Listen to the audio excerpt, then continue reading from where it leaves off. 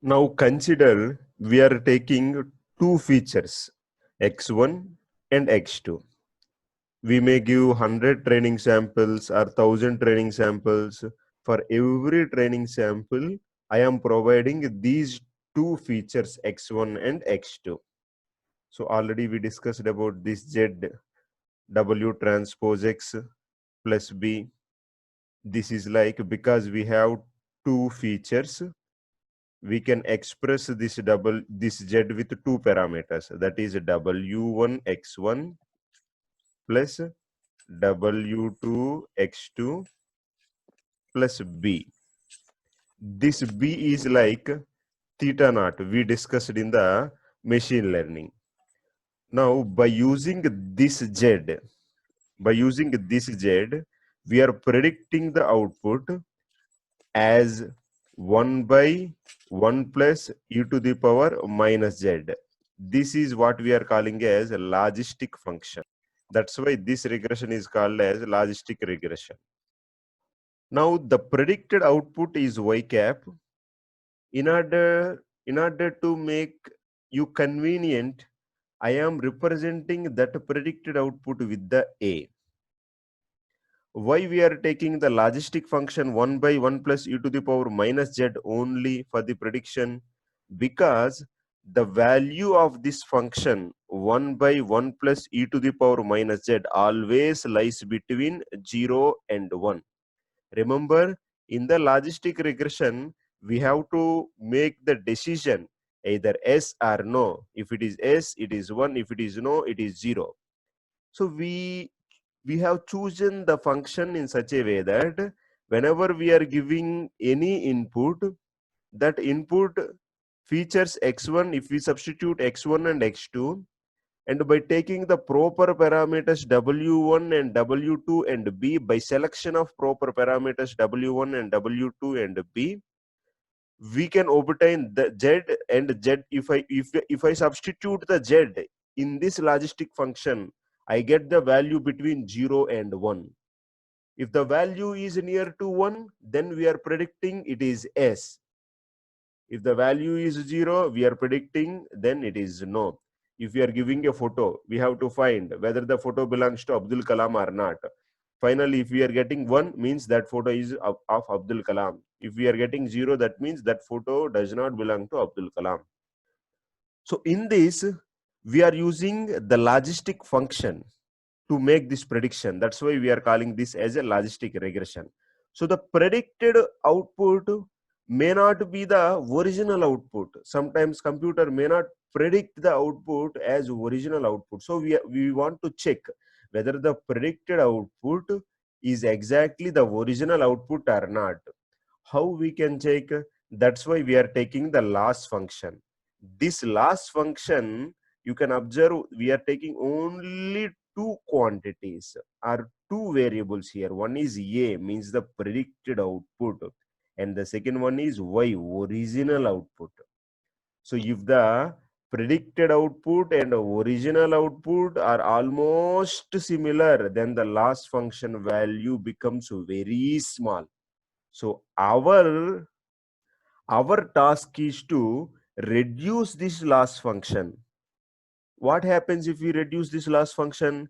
If we reduce this loss function, then the predicted output will be similar to our original output. So computer is predicting the output exactly. So how to minimize this loss function?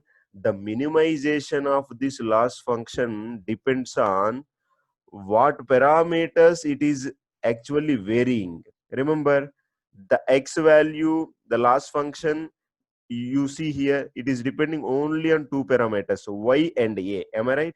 So here we cannot change the original output. The original output is already fixed.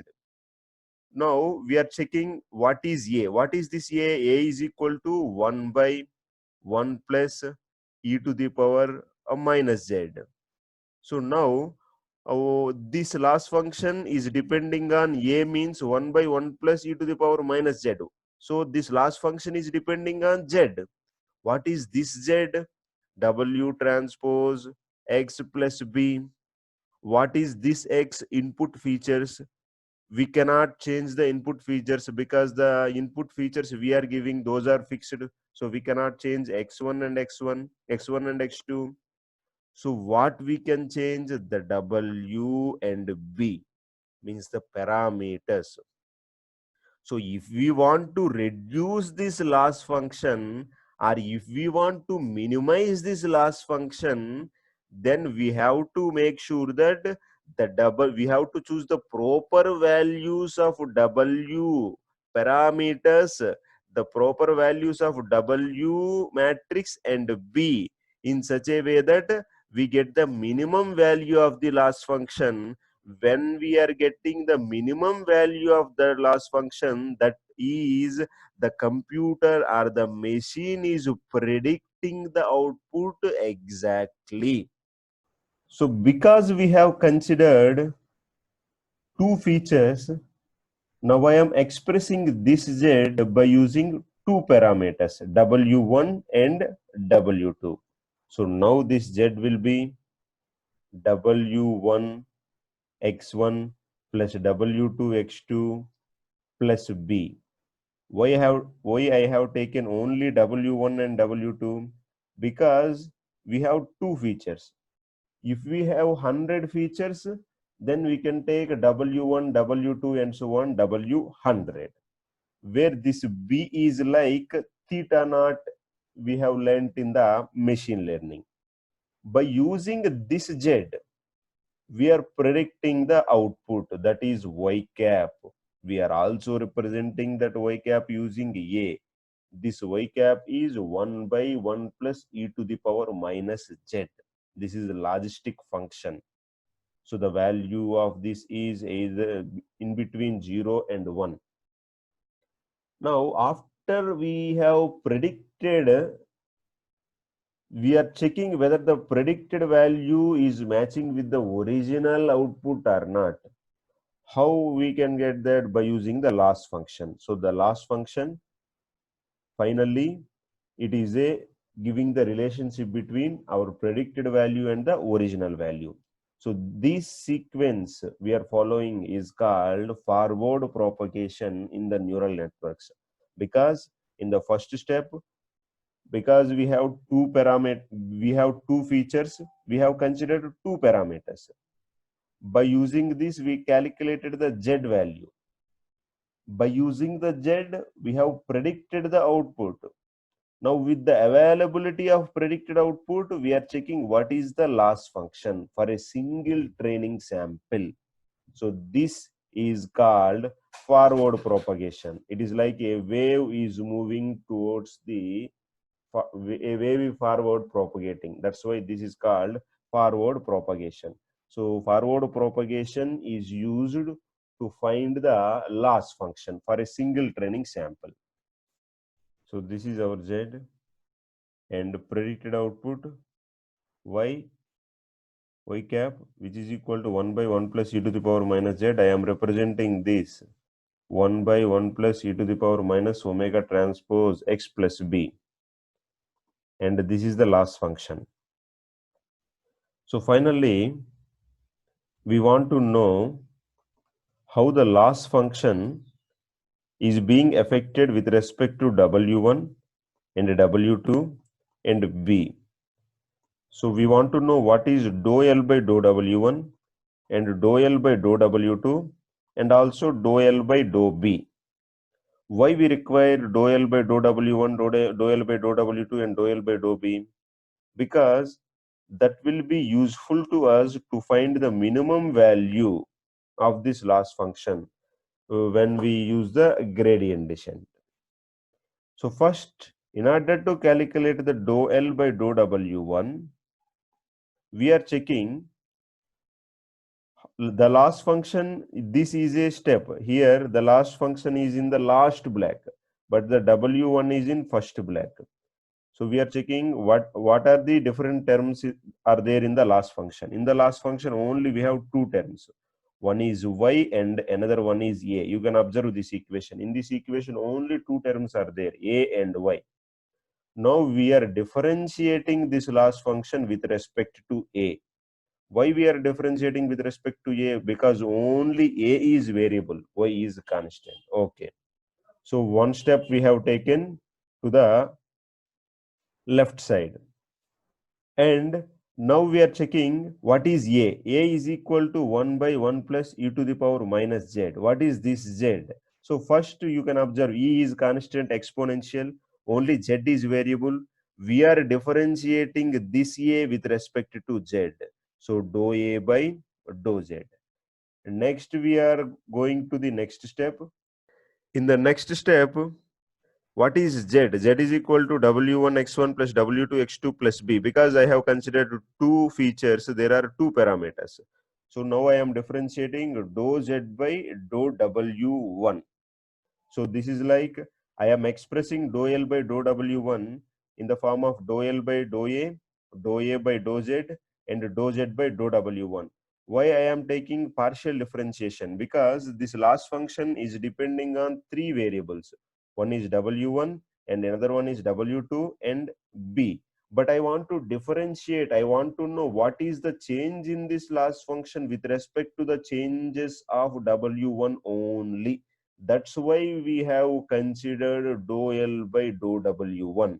Now, because I do not have the capability to find out the dou L by dou W1 directly, we are splitting this differentiation as we already studied in the calculus. This can be splitted as dou L by dou A by dou Z by dou W1. It appears like that. If we cancel this dou A and if we cancel dou Z, it appears like that it is remaining dou L by dou W1. But we should not use that cancellation, because this is not normal numerator and denominator fraction. Okay, and so now first we are finding the dou L by dou A.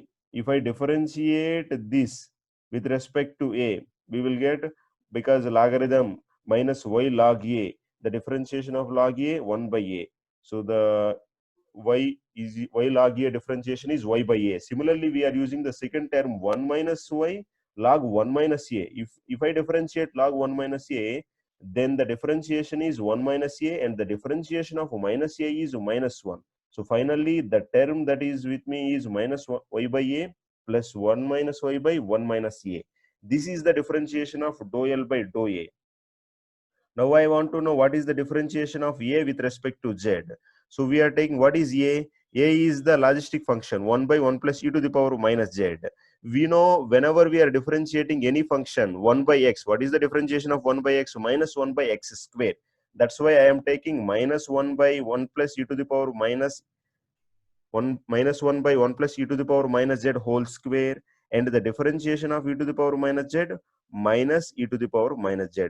Finally, we got e to the power minus z by 1 plus e to the power minus z into 1 by 1 plus e to the power minus z.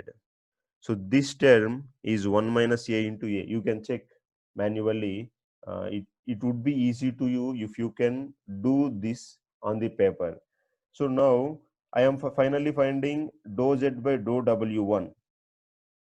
Dou z by dou w1. What is the z value? Here we are taking the z is w1 x1 plus w2 x2 plus b. So if I differentiate with respect to w1, its value is x1. So if I want to know what is dou L by dou W1, first I am checking what is dou L by dou A, and then dou A by dou Z, and then dou A by dou W1. This method of finding dou L by dou W1 is called back propagation. Similarly, if I want dou L by dou W2, again dou L by dou A, dou A by dou Z, and dou Z by dou W2. Similarly, if I want dou L by dou B, dou L by dou A first, and dou A by dou Z, and dou Z by dou B. This is how we proceed to calculate the partial differentiation of the loss function with respect to W1 and W2 and B. So the final terms, you see, you remember here one thing, the first two steps are common for whether we are differentiating with respect to W1 or W2 and Z. First step is dou L by dou A, and the second step is dou A by dou Z. This step is common. So I am calling this as dou L by dou Z. This dou L by dou Z step is constant in the whether we find with respect differentiation with respect to W1 or W2 and B. For the convenience, we can call this differentiation as dz. So I am calling this product of dou L by dou A into dou A by dou Z. For my convenience, I am calling this as dz.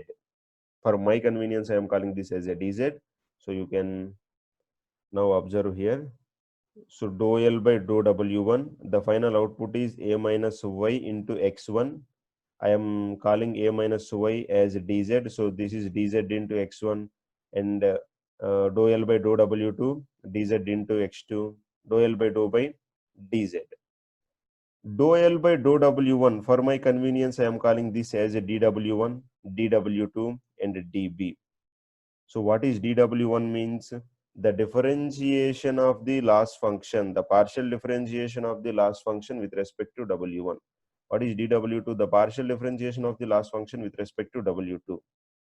Now, in the gradient descent, we already know when we want to find the minimum of the function, we have to decrement a step by step. So here the equations will be updated as W1 is equal to W1 minus alpha. This alpha is the learning rate. This will tell what is the step we are taking, whether we want to take small step or big step. This dW1 gives the direction in which way I have to take the step. So this dW1 is dou L by dou W1, and similarly W2 is equal to W2 minus alpha dou L by dou W2. B is equal to B minus alpha dou L by dou B. This is how the W1 and W2 and B are updated in the gradient descent. So again we are revising. First we are taking the loss function. From the loss function, because it is depending on only two variables, we are differentiating with respect to A, and we are differentiating A with respect to Z, and we are differentiating Z with respect to W1, and we want to know what is dou L by dou W1. So this is how finally we got the loss function for a single training sample. We have only given that single training sample, but in reality we have many training samples, maybe 1,000 training samples or 1 lakh training samples. How to find the loss function for the remaining training samples? By using the same procedure. So we have to sum up all these loss functions. The summation of all these loss functions is called as cost function. We will discuss the cost function.